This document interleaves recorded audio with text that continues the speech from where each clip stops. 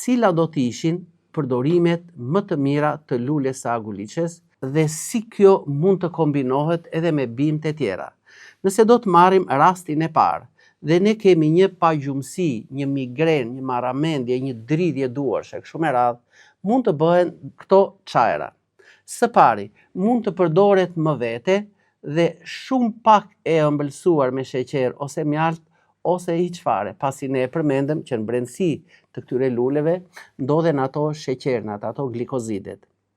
Nëse duam që të forcojmë fijet nervore, që mos të kemi dridhje duarsh, mund të marrim dhe të përgatisim çajin e parë. Për shembull, që është e mrekullueshme për forcimin e fijeve nervore dhe për të kufizuar, si thuash, atë dridhjen që mund të na japi qoftë epilepsia, që mund të na japi Alzheimeri, që mund të na japin këto Parkinsoni e kështu me radhë, një vend të rëndësishëm duhet të zërë kombinimi i aguliçes me mentha piperita, pra me mendrën e butë, Melissa officinalis dhe hipofae. Ja si mund të përgatitet çaji i parë. Marrim afërsisht 600-700 ml ujë të nxehtë dhe në këtë ujë do të shtojmë. Pra ne përmendëm aguliçen, ne përmendëm barin e bletës, mendrën dhe hipofaen. Atëhere, ja le të fillojmë së pari. Me një lugë gjelle hipofae. Në vendin ton, hipofae ndodhet në mollas të Korçës, në has të Kuksit, një profesor me mbiemrin Cenalia e ka kultivuar atë me aq dashuri dhe përkujdesje për gjithë banorët e hasit. Është e mrekullueshme kjo, hipofae e tharë, një lugë gjelle. Do të shtojmë në të një lugë gjelle mendër të butë, mentha piperita.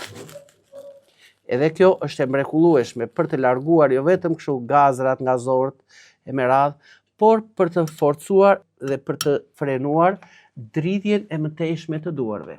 Pra i bëm 2 lugë gjelle, marrim barin e bletës, është ajo Melissa si limon, Melissa officinalis, edhe kjo është po një lugë gjelle, dhe në fund do të shtojmë aguliçen. Pra theksuam që kjo primula e veris, do të marrim dhe do të hedhim për shembull një lugë gjelle aguliçe. Që të gjitha këto përzihen mirë në këtë ujin e nxehtë, afërsisht lihen 10-15 minuta dhe çaji për t'u pirë gjatë ditës është gati.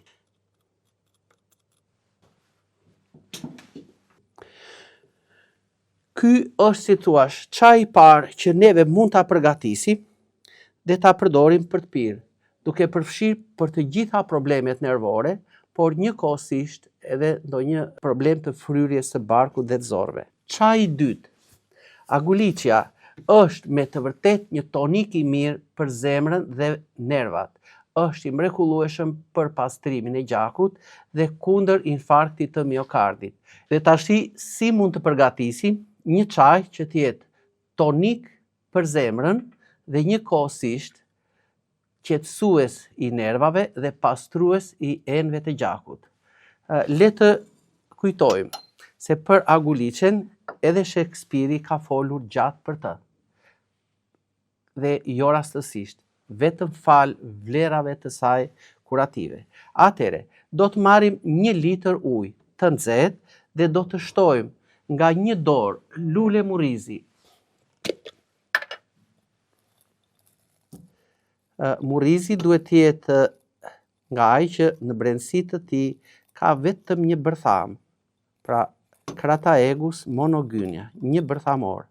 Afërsisht 1 lugë gjelle me murrizin lule. 1 lugë gjelle çaj radhiqeje, ose 1 dorë ose nga 1 lugë gjelle. Pra marrim gjethet e radhiqes të thara.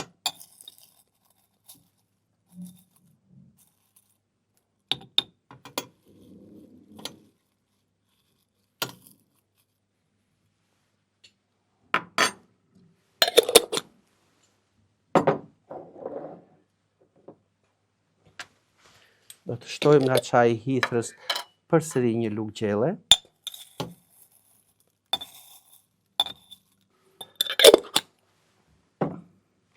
Dhe në fund, afërsisht do të marrim një lugë gjelle me lulet e aguliqes, të cilat vendosen këtu në brendësi të kësaj mbyllet. Dhe pikërisht këtu së bashku, ne do të bëjmë nga një pra lëvizje, që pak e nga pak këto lulet të na lëshojnë tek çaji këtu, gjithë ato fitokimikatet që ndodhen në brendësi të tyre. Pra ky le të themi është çaji i dytë, që është i mrekullueshëm për të forcuar punën e zemrës dhe për të qetësuar përsëri sistemin nervor.